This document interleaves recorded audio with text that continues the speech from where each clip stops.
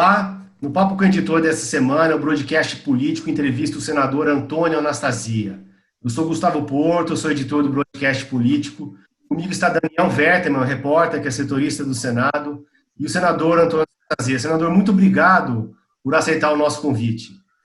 Boa tarde, Gustavo. Boa tarde, Daniel. É um prazer estar aqui com vocês e com muito gosto para ter essa conversa. Senador, vamos começar falando aí da PEC do orçamento de guerra, né, que foi aprovada ontem em primeiro turno, com algumas modificações aí em relação ao que veio da Câmara. Amanhã está prevista uma votação em segundo turno. Vai ter alguma mudança, senador, em relação ao texto que já foi aprovado? Não, temos de aguardar amanhã na votação. Nós fizemos uma modificação muito profunda do texto que veio da Câmara. Nós tínhamos preocupações dos senadores em diversos sentidos. E essas preocupações eu procurei, na medida possível, acolhê-las. Esse é o substitutivo que eu apresentei. Então, nós conseguimos, de fato, apresentar um substitutivo que não atendeu, vamos dizer assim, 100% dos anseios dos senadores, mas acho que atendeu uns 80%. E combinei tudo, naturalmente, com o presidente do Banco Central, na parte do Banco Central, com o governo nos outros aspectos. Então, acho que o texto ficou, pelo menos no aspecto do Senado, não digo 100% redondo, mas foi bem acolhido. E amanhã é o segundo turno, algumas emendas normalmente de redação, espero que corra tudo bem. E, naturalmente, vamos ver a Câmara como vai agora o passe do texto novo, que é bem diferente do que ela nos encaminhou, apesar que o espírito seja o mesmo, mas o estilo, a redação foi colocado de forma diferente. Alguma parte, senador, vai ser possível promulgar de forma fatiada, como havia sido discutido, ou todo o texto vai ter que passar por análise da Câmara? Normalmente essa decisão é feita pela mesa, mas eu acho que a modificação é de tal monta que nós temos de mandar todo para a Câmara, porque iria promulgar um artigo, não tem cabimento. Então, acho que a Câmara fará uma análise profunda também, certamente, e se ela julgar conveniente naquilo que ela não modificar, ela, então, achando isso adequado, poderia sugerir à mesa do Senado também a promulgação, que é sempre conjunta. Mas isso nós temos de aguardar agora a posição da Câmara quanto ao conteúdo das modificações que nós fizemos. Senador, o ministro da Saúde, Henrique Mandetta, ele anunciou hoje que vai deixar o cargo entre hoje e amanhã. Essa é uma questão já irreversível. A gente queria saber a opinião do senhor aí sobre como o presidente Jair Bolsonaro tratou essa questão e também gostaria de saber se a saída do ministro Mandetta coloca em risco aí todas as ações que já foram tomadas e que possam ser tomadas no futuro em relação a essa pandemia. Veja bem, Gustavo, eu tenho muita simpatia pelo ministro Mandetta, não tenho relacionamento próximo com ele é de outro estado que o meu e de outro partido, eu o conhecia pouco, conhecia como deputado, mas já tinha uma boa impressão e fiquei muito bem impressionado com a desenvoltura dele à frente da pasta num momento dificílimo, não é? Eu sou uma pessoa que tenho toda a minha formação na administração pública e percebo que é exatamente no momento da crise, da tragédia, que as pessoas se revelam. Então, o ministro tem realizado um bom trabalho de natureza técnica. Eu, pessoalmente, prestigio muito, até porque a minha origem, outra área que é direito, mas também é técnica. Eu não, por outro lado, também fui governador de um estado, então acho que compete ao chefe do executivo nomear na sua a forma que melhor aprouver. O chefe do executivo tem a legitimidade eleitoral para compor a sua equipe, mas também tem a responsabilidade pelos seus atos. Então, se o presidente quiser substituí-lo, é perfeitamente legítimo e natural que o faça.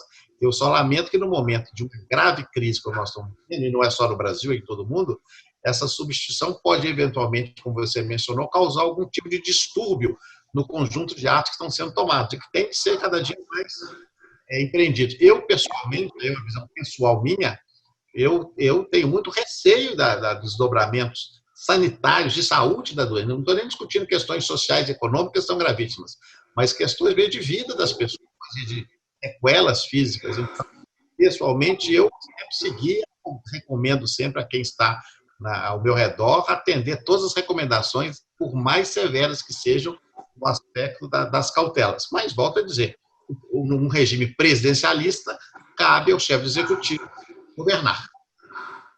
Senador, o senhor falou um pouco aí da sua origem, né? O senhor começou na administração pública como técnico, depois foi para o PSDB, né? Pelo partido do qual o senhor se elegeu governador, depois senador, e recentemente o senhor decidiu ir para o PSD, o partido do ex-ministro Gilberto Kassab.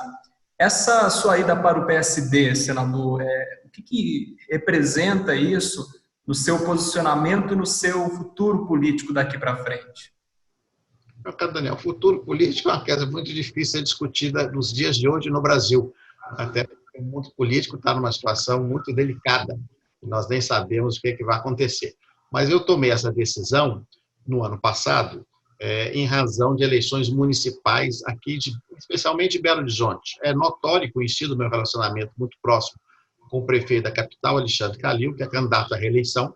Então, e o meu antigo partido, PSDB, com quem eu mantenho as melhores relações, ele decidiu corretamente ter uma candidata, aliás, muito boa candidata, mas já tinha um compromisso com o prefeito Calil de seu apoio. Então, ficou para mim numa situação difícil. Eu não podia ficar no PSDB, senador do partido, apoiando um candidato, tendo uma candidata do partido apoiando de outro candidato. Então, eu achei melhor, já vi o convite, e também pelo bom relacionamento que tem com o senador do PSD, migrar para o PSD. Mas volto ao futuro que eu disse muitas vezes. Em 2022, acredito firmemente, havendo esse futuro, que nós devemos marchar juntos. PSD, PSDB, Democrata e vários outros partidos que compõem as forças de centro no Brasil, para evitar esse radicalismo exagerado que eu, pessoalmente, discordo que estamos vivendo hoje no Brasil. Senador, por falar em centro, né, a gente conversou semana passada com o presidente da Câmara, Rodrigo Maia. Ele falou que o presidente Jair Bolsonaro não quis formar, por não formar uma base na Câmara, no Congresso, enfim. E ontem, o ex-ministro Gilberto Kassab, que é presidente do PSD, do partido do senhor, ele se reuniu com o presidente Jair Bolsonaro e tem procurado um diálogo. Já houve uma reunião antes do PSD, da bancada do PSD, antes dessa crise com o presidente Bolsonaro. O partido PSD está mais próximo do governo ou não? Meu caro Gustavo, o PSD tem uma posição de independência, né? Um partido independente que não tem posições do governo, não integra a oposição, mas também não integra o governo. Na bancada do Senado, nós temos senadores muito próximos ao governo, muito, muito próximos ao governo. Posso citar, por exemplo, meu grande amigo, o senador Haroldo de Oliveira, que inclusive é do mesmo estado do presidente da República. Em compensação, temos outros senadores que têm uma posição bem mais afastada. E a maioria, como eu, uma posição mais central. Eu, por exemplo, nessa relator, eu fui com o governo, ouvindo o governo, ponderando com o governo, quer com o ministro da Economia, com o presidente do banco, a equipe econômica, com o líder do governo, senador Bezerra, porque nós não queremos ajudar, não queremos atrapalhar nada, ao contrário, queremos que o interesse público sempre prevaleça nessas visões. Agora, o PSD é um partido de diálogo, não é um partido social-democrata. Então, acho que o presidente do partido, Kassab, tendo convidado, tem a obrigação de conversar. Por quê?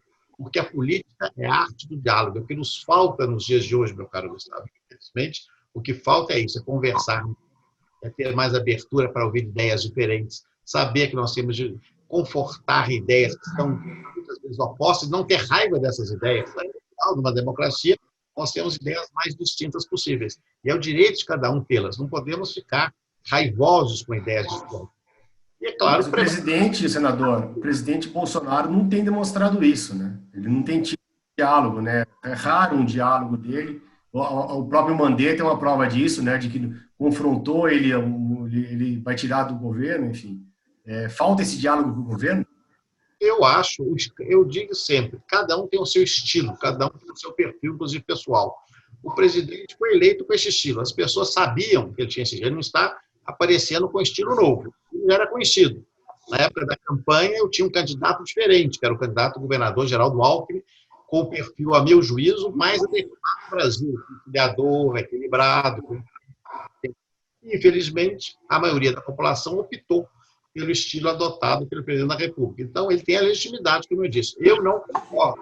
A minha posição é sempre do diálogo, da conversa, da convergência.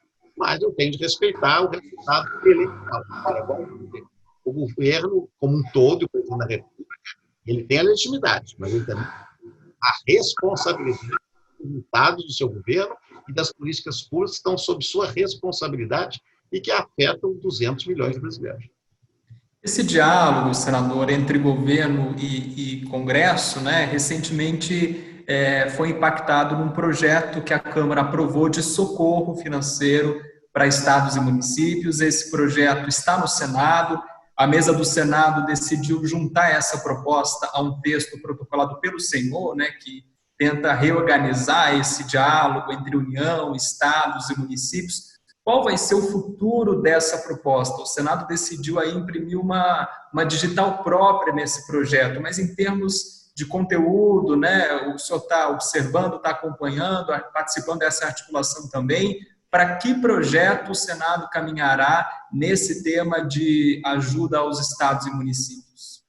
Dando só um passo atrás, Daniel, eu não posso fazer comentários sobre o ambiente na Câmara, porque eu não sou de lá, mas no Senado, apesar de termos senadores de oposição, senadores independentes, com diversas posições, o ambiente é de diálogo com o governo. O senador Fernando Bezerra, que é o líder do governo, conversa com todos os senadores de todas as tendências. O senador Eduardo Gomes, que é o líder do Congresso, também, os vice-líderes. Então, é claro, é um ambiente que é uma tentativa de conversa. Eu acho que a PEC de ontem foi o exemplo mais claro desse esforço conjunto de nós todos em prol dessa tentativa de ajudar o Brasil. Não é o governo em si, é o Brasil. Então, esse é um ponto importante que eu quero deixar aqui referendado. Nesse aspecto da ajuda aos estados, primeiro é um pressuposto. Os estados e municípios, se não forem ajudados, vão entrar em colapso. Os serviços públicos estaduais e municipais vão entrar em colapso e rapidamente, porque as receitas públicas dentro da federação estão sendo pulverizadas. Não há movimentação, não há ICMS, não há IS. Infelizmente, não há movimentação econômica suficiente para sustentar as ações, especialmente saúde. Nós sabemos que no Brasil o Sistema Único de Saúde é muito calcado exatamente dentro dos serviços prestados por estados e municípios. Então, é urgente essa ajuda. Agora, como fazê-lo? Há uma posição do governo, que também não é discutível, que a ajuda deve ser feita, mas que estados e municípios também têm que oferecer uma contraparte, o que me parece razoável. Evidentemente, ninguém pode pensar em alocar recursos a fundo perdido e que estados e municípios não colaborem também com uma certa cota de sacrifício. Então, isso é um ponto. No caso de ser uma matéria federativa, o Senado tem muita consciência de que a Casa da Federação é o Senado, até porque a própria Constituição determina que quem representa os estados é o Senado, enquanto a Câmara representa o povo, na divisão clássica do direito constitucional norte-americano. Então, optou-se por apresentar o projeto que veio da Câmara, um projeto de minha autoria, que trata exatamente do tema federativo, para permitir que haja uma discussão com mais racionalidade, com tempo também, que a matéria da Câmara e que depois, eventualmente, o Senado disponha novamente sobre o tema. Agora, nós temos de dar uma solução. Hoje, a imprensa, inclusive, os senhores sempre colocam que há a possibilidade de uma medida provisória do governo, tendo em vista, como eu falei há pouco, de uma necessidade hemorrágica de socorrer estados. Vários governadores falaram conosco, não só dos nossos estados, mas de outros estados preocupados, e tem toda a razão, porque é uma situação muito delicada. Eu acho que devemos dar uma resposta relativamente rápida, dentro do que é razoável, ou através do projeto de lei, ou se houver essa medida provisória, e adotar, de fato, uma forma de ajuda aos estados. Mas, na minha opinião, essa ajuda deve ser também compartilhada com algumas responsabilidades que os estados e municípios devem acolher. Havendo a medida provisória, o projeto fica na gaveta, então, por enquanto. A medida provisória, ela, claro que ela tem uma celeridade. Como se trata de uma lei complementar, nós não podemos, do ponto de vista do processo legislativo, a pensar lei complementar e medida provisória. Podemos até usar o seu conteúdo como inspiração para emendas, dependendo do nível do tema, não é? Mas a medida provisória é uma lei ordinária. Claro que ela, além de tudo, ela tem vigência imediata, que não é o caso do projeto de lei. Então, a medida provisória sempre tem esse caráter mais urgente. Vou lembrar que, pelo ato da mesa conjunta, da mesa do Senado, da mesa da Câmara, nós fizemos há 10, 15 dias atrás, a tramitação das MPs com respaldo do Supremo foi modificado e agora está muito mais rápido. 15 dias úteis, 16 dias úteis, para ser exato, no todo, para a deliberação das MPs. Senador, o senhor é um dos senadores mais próximos ao presidente Davi Alcolumbre, né? É porque o senhor é vice-presidente da casa, né? Comandou a casa aí quando o presidente ficou afastado, por causa da Covid-19.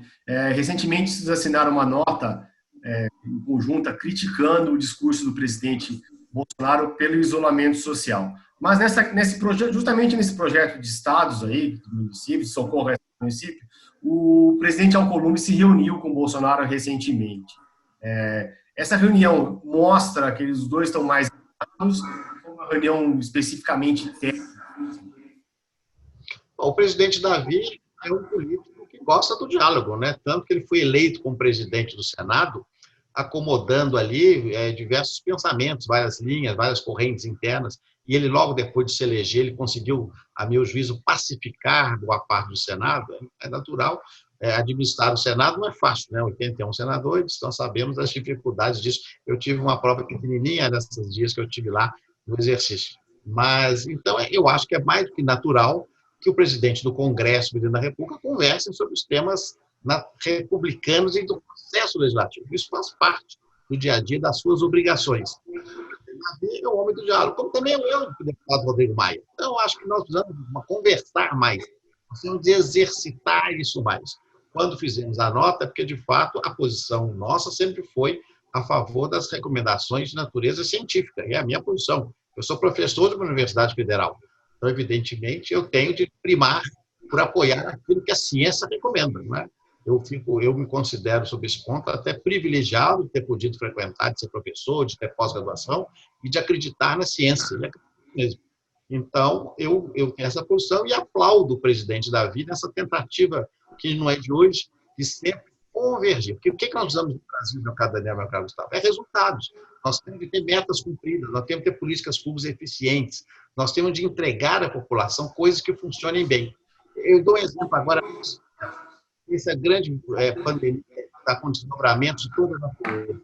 O governo, corretamente, por iniciativa até que foi da Câmara, do deputado Mineiro, deputado Eduardo Barbosa, acolheu o auxílio emergencial de R$600. O que está acontecendo na prática? Percebe que o Brasil não está fiáveis e com o nome das pessoas. Dificuldade de CPF, quer dizer, é uma falha que não é desse governo, é uma coisa histórica. Então, é uma oportunidade que nós temos para aprender e para tentar superar essa dificuldade. Ou seja, da diversidade, nós temos de ter um pouco de conhecimento e melhorar a nossa gestão pública. Então, nesse diálogo, nessa convergência, eu sou o primeiro a estimular e tenho certeza que o presidente Davi tem esse mesmo comportamento, se lidera com esse perfil. Agora, senador, nessa licença do presidente Davi Alcolumbre, né, diagnosticado pelo coronavírus, o senhor ficou ali na condução do Senado, inclusive nas primeiras sessões em que houve a deliberação remota, um fato inédito no parlamento, inclusive a nível mundial, e a sua condução ela tem sido elogiada, o senhor vem consolidando uma posição de articulação, de liderança na casa. Isso tem lhe motivado a concorrer à presidência do Senado ano que vem, senador? Não há a menor possibilidade, meu caro Daniel. Na realidade, não tem jamais essa pretensão, até porque hoje as funções de comando, as funções de executivo, ainda que mesmo no legislativo, elas são muito espinhosas. Eu já tive um bom gosto delas, tentei voltar, não fui aceito, até, em certo aspecto, do ponto de vista pessoal, fui até uma certa proteção, porque hoje em dia ser do executivo é, de fato, um ônus muito grande, mas eu tenho uma posição pública já manifestada, que se houver a possibilidade da recondução do presidente Davi, eu apoio a sua depende de mudanças normativas. Não é? Agora, se não puder, nós temos muitos nomes na casa bons e que têm esse desejo, que não é o meu. Então, nós vamos ver lá adiante o que vai ocorrer. Vai estar longe ainda aí. O senhor vai patrocinar a reeleição, senador? Como? O senhor vai apoiar a PEC da reeleição para permitir a recondução? Se ela tramitar, sim, eu não vejo problema, porque a PEC da reeleição, ela, na realidade, ela está fazendo uma simples mudança. Hoje a reeleição já é permitida, só que ela é permitida na outra legislatura. Eu não entendo a diferença de permitir na própria ou na outra. Eu acho até mais lógico que permita dentro da própria legislatura. Então, ela continuaria sendo vedada uma eterna. Só pode haver uma reeleição. Mas dentro. A PEC nem existe ainda. Por enquanto, é uma ideia. Se houver, naturalmente, terá o meu apoiamento. Mas isso ainda depende de muitas tratativas, de muitas conversas, e nem é o momento de discutir esse assunto, até porque nós temos de centrar esforços agora, é o meu caso, discutir eleições no segundo semestre, o nosso foco agora é exclusivo, deve ser exclusivo, então, só as questões urgentes de combate à pandemia e seus efeitos que tem de nos motivar e ocupar todo o tempo de trabalho. Senador, eu queria agradecer muito a presença do senhor e espero que a gente possa falar mais vezes nesse canal aqui. Com muito gosto, Gustavo. Muito obrigado. Muito Se o obrigado. senhor se me permite, Gustavo, senador, Pois não? ainda tem uma questão, rapidinho, senador, ou não tão rápido assim, mas a resposta pode ser rápida. O senhor foi relator do processo de impeachment da ex-presidente Dilma Rousseff no Senado. O senhor está vendo algum elemento para que isso se repita no governo do presidente Jair Bolsonaro? Não vejo, porque são condições distintas. É bom lembrar, aqui falando não como senador e como relator que fui, mas muito mais do ponto de vista até acadêmico, o impeachment ele se baseia em dois pressupostos, né? Um pressuposto objetivo, que é o acontecimento de um crime de responsabilidade, que está descrito ou na Constituição ou na lei específica dos crimes de responsabilidade, e um elemento subjetivo, que acaba sendo a perda de um apoio político. Eu não vejo ambiente nesse momento, e acho que é um tema que também não deve ser discutido, até porque, volto a dizer o que eu respondi há pouco, o momento que o Brasil vive hoje é tão grave que nós devemos todos nos unir muito. Eu até defendia, acho que o presidente talvez tenha perdido uma oportunidade de tentar lançar ali o que eu sempre chamei de bandeira branca, numa união nacional, várias pessoas têm dito isso, uma união nacional para salvar o país, né, desse momento difícil que nós estamos vivendo. E ainda, pelo menos, não vi movimento nesse sentido, mas acho que todas as pessoas de boa vontade se uniriam, porque agora nós temos de evitar conflitos para nos unirmos para evitar consequências piores, que já teremos péssimas, piores ainda em relação à pandemia. Então, é a minha posição, sempre equilibrada, muito moderada e com bom senso, é nesse sentido. Legal. Senador, muito obrigado. Eu queria agradecer muito a presença do senhor aqui no Papo com o Editor, agradecer ao Daniel Vetterman pela ajuda e também agradecer ao Ricardo, que está no nosso suporte técnico aí. E a gente volta aí na próxima semana com o Papo no Editor aqui no Broadcast Político. Muito obrigado. Boa tarde.